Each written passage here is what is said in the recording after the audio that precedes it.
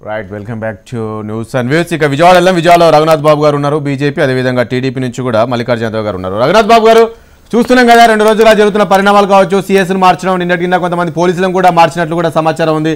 ఏంటి అంతా కేంద్రం జోక్యం ఏంటి, మీరే తీసుకుంటున్నారు ఈ నిర్ణయం అంతా అనేది బాగా విమర్శలు వస్తున్నాయి. ఏం చెప్తారండి రఘునాథ్ బాబు గారు? చీఫ్ సెక్రటరీ గారి విషయంలో అంతకుముందు అడిషనల్ డీజీ ఏపీ వెంకటేశ్వరరావు గారిని మార్చినప్పుడు ఆయన ఒక జీవో ఇచ్చి మళ్ళీ 24 గంటలు జరగకుండా ఇంకొక జీవో ఇచ్చారు. అది ముందు ఇచ్చిన జీవోని రద్దు చేస్తాం. అది 100% మన ముఖ్యమంత్రి గారి యొక్క ఒత్తిడికి తలొగ్గి చేశారు. అంటే అధికార యంత్రాంగాన్ని ఇష్టం వచ్చినట్టు వాడుకోవడానికి సిద్ధమయ్యారు. మరి ఎన్నికలు ఫెయిర్ గా జరగాలంటే అది దాన్ని సాధ్యం కాదు కదా. అయినా ఒకవేళ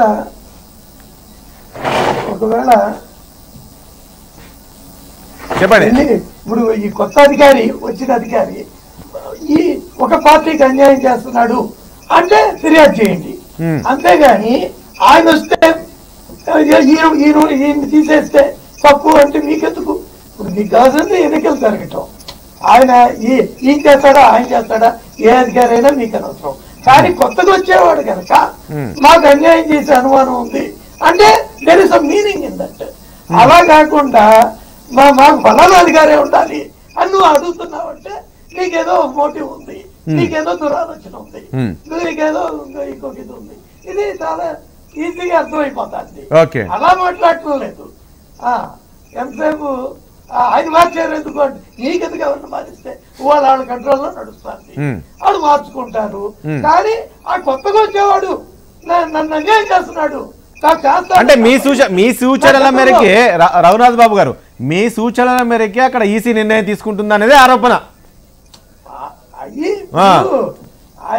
తెలంగాణలో కూడా కాంగ్రెస్ పార్టీ చాలా సార్లు ఫిర్యాదు చేసింది, కానీ ఎవరిపైన యాక్షన్ తీసుకోలేదు. అంటే దాని అర్థం ఏంటంటే ఇక్కడ కేసీఆర్, ఇక్కడ వైసీపీ, ఇక్కడ మీరు ముగ్గురు కలిసే ఏపీ పైన ఇలాంటివి చేస్తున్నారు అనేదే ఇటు కాంగ్రెస్ కావచ్చు, అటు టీడీపీ కావచ్చు ఆరోపిస్తుంది. గుజరాత్ లో అది ఎన్నిక ఉంది కదా రాజ్యసభ, అహ్మద్ పటేల్ ఎన్నికప్పుడు వాస్తవంగా అహ్మద్ పటేల్ ఓడిపోయాడు. ఎలా గెలిచాడంటే 1-2 ఓట్లు మాకు బండి డిస్క్వాలిఫై చేశారు, చేయబట్టి ఓడిపోయాడు. ఆ మొత్తం ఎన్నిక అమిత్ షా ప్రత్యక్షంగా పర్యవేక్షించారు. కానీ ఎన్నికల కమిషన్ దాన్ని అహ్మద్ పటేల్ కి అనుకూలంగా అక్కడ మరి మాకు అన్యాయం చేయలేదా? ఓకే, మల్లికార్జున యాదవ్ గారు ఏం చెప్తారు రఘునాథ్ బాబు గారికి సంబంధించి? మీరు అధికారులను ఇష్టానుసారంగా వాడుకుంటున్నారు కాబట్టి ఈ రోజు మార్చాల్సిన పరిస్థితి వచ్చిందనే దానికి ఏం చెప్తారు? ఎన్నికల సమయంలో స్వయం ప్రతిపత్తి ఇది మొత్తం కూడా పూర్తి అధికారాలు ఎన్నికల కమిషన్కు ఉంటాయి.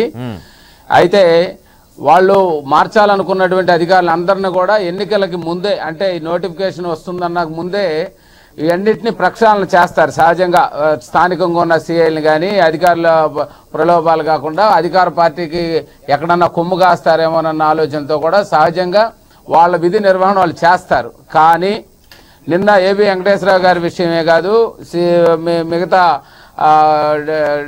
జిల్లాలో బదిలీ చేసినటువంటి డిఎస్పీల వ్యవహారమే కాదు, ఇవాళ ఐటీ దాడులు కూడా మీరు గమనిస్తే ఎంత దుర్మార్గంగా ఉన్నారంటే, చంద్రబాబు నాయుడు గారి సంక్షేమ కార్యక్రమాలు, చంద్రబాబు నాయుడు గారి అభివృద్ధి వన్ సైడ్ గా తెలుగుదేశం పార్టీ అధికారంలోకి వస్తుందనేటువంటి ఇతోటి బీజేపీ ఇవాళ నిన్న కవిత గారు కూడా ఆ పోలవరం ప్రాజెక్టు ముప్పు గ్రామ ప్రాంతాలకి వాళ్ళని కావాల్సిన ఎక్స్గ్రేస్ చేస్తే సరిపోద్ది. కొన్ని కోట్ల మంది ఆంధ్ర ప్రజల జీవనాడి మన పోలవరం ప్రాజెక్ట్ ని ఇప్పుడున్న డిజైన్ మేము వ్యతిరేకం అంటా ఉంటే జగన్ గారు వాళ్ళతో కలిసి మనం కేంద్రంతో పోరాడి మనం పోలవరం సాధిద్దాం అంటున్నారు.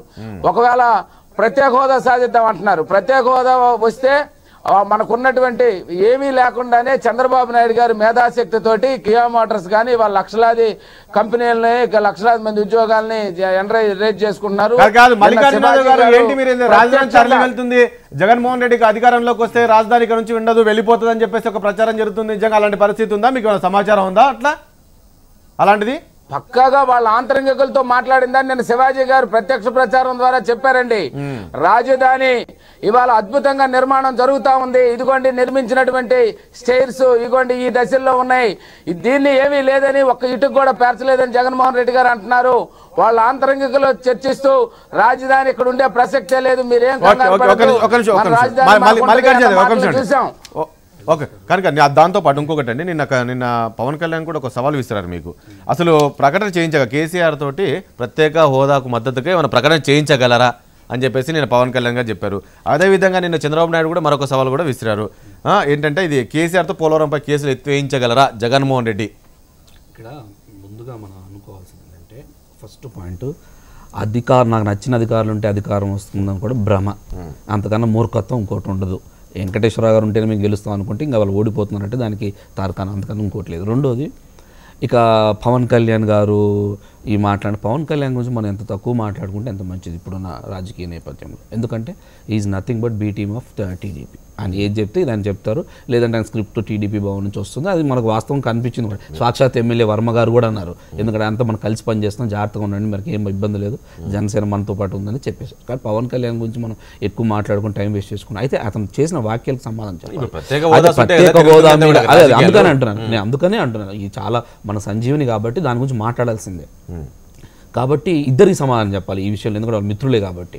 ప్రత్యేక హోదా గురించి కేసీఆర్ గారితో ప్రకటన చేయించగలుగుతారంటే వాళ్ళు మనం అడిగే పని లేకుండా కూడా కేసీఆర్ గారు ప్రెస్ మీట్ పెట్టి మరీ చెప్పారు, ఎస్ మేము మీకు మద్దతు ఇస్తామని. సాక్షాత్తు పార్లమెంట్లో కవితమ్మ గారు కానీ కేశవరావు గారు రాజ్యసభలో చెప్పారు. అంటే ఒక రాష్ట్రానికి ఒకటి రావాలనుకున్నప్పుడు మనం చుట్టుపక్కల ఉన్న రాష్ట్రాలను ఒప్పించాల్సిన బాధ్యత మన మీద ఉంటుంది. అది చేతగానితనంతో వీలుండి ఈ రోజు మొన్న సోనియా గాంధీ ఇక్కడికి వచ్చినప్పుడు ప్రత్యేక హోదా ఏపీకి ఇస్తాము అన్నప్పుడేమో మేడ్చల్లో సభ పెట్టినప్పుడు ఎట్లా ఇస్తారు ఏపీకి ప్రత్యేక హోదా ఇస్తామని, మా పరిస్థితి ఏంటి అని కూడా అన్నారు కదా. ఒకటి మనం ఒకటి సాధించాలనుకున్నప్పుడు ఒకటి సాధించాలనుకున్నప్పుడు మనం పాజిటివ్గా ఉండాలి. అదే విధంగా పాజిటివ్గా కేసీఆర్ గారు మద్దతు ఇచ్చారు. నెక్స్ట్ సోనియా గాంధీ గారు కూడా ఇప్పుడు నిన్నదే చెప్తున్నారు, నిన్న జగన్మోహన్ రెడ్డి గారు కూడా ఇంటర్వ్యూలో మాకు సోనియా గాంధీ గారు అయినా పర్లేదు అని ఓపెన్గా మీకు టైమ్స్ నౌ ఇంటర్వ్యూలో ఇచ్చారు. CNN న్యూస్ 18లో ఎస్ రాహుల్ గాంధీ గారు ఇచ్చినా కూడా మేము మద్దతు ఇస్తాము. నేను అదే చెప్తానండి. సో రాహుల్ గాంధీ గారు ఇచ్చినా కూడా ప్రత్యేక హోదా కోసం నా మీద ఎన్ని వ్యక్తిగతంగా చేసినా మేము క్షమించేస్తాం, అది దేవుడు డిసైడ్ చేస్తాడు. ప్రత్యేక హోదా కోసం రాహుల్ గాంధీ గారికైనా ఇస్తాం, మేము వెల్కమ్ చేస్తాం. అది ఎవరైనా సరే ప్రత్యేక హోదా కోసం మమ్మల్ని ప్రత్యేకంగా ఇబ్బందులు పెట్టిన ప్రజల కోసం రాహుల్ గాంధీ గారిని స్పష్టంగా చెప్పారు. అది కేసీఆర్ కుమారస్వామి కేసీఆర్ గారు మొన్న పెట్టి ప్రెస్ మీట్ పెట్టి మీ ప్రత్యేక హోదాకు మద్దతు ఇస్తున్నాం అని చెప్పేసి చెప్పాను, మీరు అంటారు, మీరు నమ్ముతున్నారు? ఓకే రాజేష్ గారు, వీళ్ళు ప్రత్యేక హోదా కోసం పార్లమెంట్లో కవితమ్మ గారు కేశవరావు గారు మాట్లాడినంటుండ్రు. ఓకే మాట్లాడినరు, ప్రత్యేక హోదా ఇస్తే మాకేం అభ్యంతరం లేదు అన్న వెంబడినే వీళ్ళు అవిశ్వాసం పెట్టిన రోజు టీఆర్ఎస్ మద్దతు ఇవ్వలేదు. ప్రత్యేక హోదా కోసమే కదా వీళ్ళు అవిశ్వాసం పెట్టింది. ఆ రోజు ఎక్కడ కూడా టీఆర్ఎస్ ఎంపీలు మద్దతు ఇవ్వకుండా సభ నుంచే బయటికి వెళ్ళిపోయినటువంటి ఉదంతాన్ని కూడా వాళ్ళు పరిగణలోకి తీసుకోవాలి. ఆ తర్వాత డిసెంబర్లో జరిగినటువంటి అసెంబ్లీ ఎన్నికల సమయంలో ఆంధ్రప్రదేశ్లోని కర్నూలుకి వెళ్ళి రాహుల్ గాంధీ గారు మొట్టమొదటిసారి మేము అధికారంలోకి వస్తే ప్రత్యేక హోదా ఇస్తామని మొట్టమొదటిసారి చెప్పారు రాహుల్ గాంధీ గారు. ఆ తర్వాత మేడ్చల్లో సోనియా గాంధీ గారు చెప్పారు, మళ్ళీ ఆ తర్వాత రాహుల్ గాంధీ గారు మళ్ళీ మొన్న కూడా చెప్పిండు మేనిఫెస్టోలో కూడా. ఇంత స్పష్టంగా చెప్పినప్పుడు కేసీఆర్ గారేమో ఇక్కడ ఏమన్నాడు, మేడ్చల్లో సోనియా గాంధీ గారు చెప్పిన ఏమన్నా హరీష్ రావు గారు కేటీఆర్ గారు అందరూ ఈయనలు వేసేసిండ్రు, అయ్యా ఎట్లిస్తారు మేము అన్న మా పరిశ్రమలన్నీ కొట్టుకపోతాయి అయిపోతాయి. మరి 3 నెలలకి ఏం మార్పు వచ్చింది? ఆ మార్పును మీరేం గమనించారు? అందుకే నేను మొదటి నుంచి ఏం చెప్తున్నా జగన్మోహన్ రెడ్డి గారు అంటే మీరు గెలవాలనుకుంటే ఒక స్టాండ్ మీద ఉంటే గెలుస్తారు తప్ప స్టాండ్ మీద చెప్తా అదే చెప్తాను నేను మీరు కొంచెం. ఎందుకంటే తిరుపతి సాక్షిగా మోడీ చెప్పిండ్రు, పార్లమెంట్ హౌస్లో మోడీ చెప్పిండ్రు, ఆయన ఇయ్యలే హోదా. మరి ఆయన మళ్ళీ మీకు ఏం నచ్చిండు? బీజేపీ పాలన బాగుంది, మోడీ బాగున్నారని అంటున్నారు. ఒకవైపు రాహుల్ గాంధీ ఏమో మీ రాష్ట్రంలో 2 సార్లు తిరిగి ప్రత్యేక హోదా ఇస్తామంటే రాహుల్ గాంధీ విమర్శిస్తున్నావు. నేను అప్రిషియేట్ కూడా చేస్తా ఉన్నాను. టీడీపీ కంటే ముందు కూడా వైఎస్ఆర్సీపీ ఫైట్ చేస్తుంది, నేను కాదనడం లేదు. కానీ రాహుల్ గాంధీ కాళ్ళకు బల్పం కట్టుకుని 2 సభల్లో కర్నూలులో ఒకసారి ఇస్తామంటే రాహుల్ గాంధీ విమర్శించుకుంటూ మోడీని పోవడం అదే ఆంధ్రప్రదేశ్ ప్రజలు గమనిస్తున్నారు. చూడాలి మేము ఎప్పుడన్నాము మోడీని తెలుగుదేశంతో ప్రక్షాళన చేసుకోవాలి. కాంగ్రెస్ వాళ్ళు మద్దతు ఇస్తామంటారు, నమ్మట్లేదు వీళ్ళు ఇస్తారు వాళ్ళ సపోర్టే అవసరం లేదండి. అంటే వాళ్ళు రావట్లేదు అనుకుంటున్నారు, సెంట్రల్ లో రావటం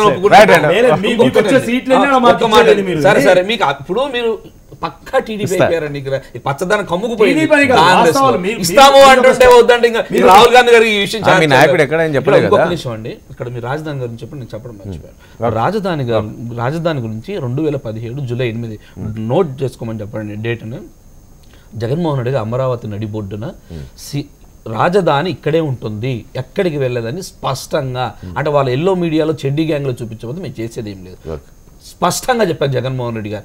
రాజధాని ఇక్కడే ఉంటుంది, ఎక్కడికి వెళ్ళదని. కాబట్టి దయచేసి మీ మాటలు బ్రేక్ తీసుకుని బ్రేక్ తర్వాత మాట్లాడదాం.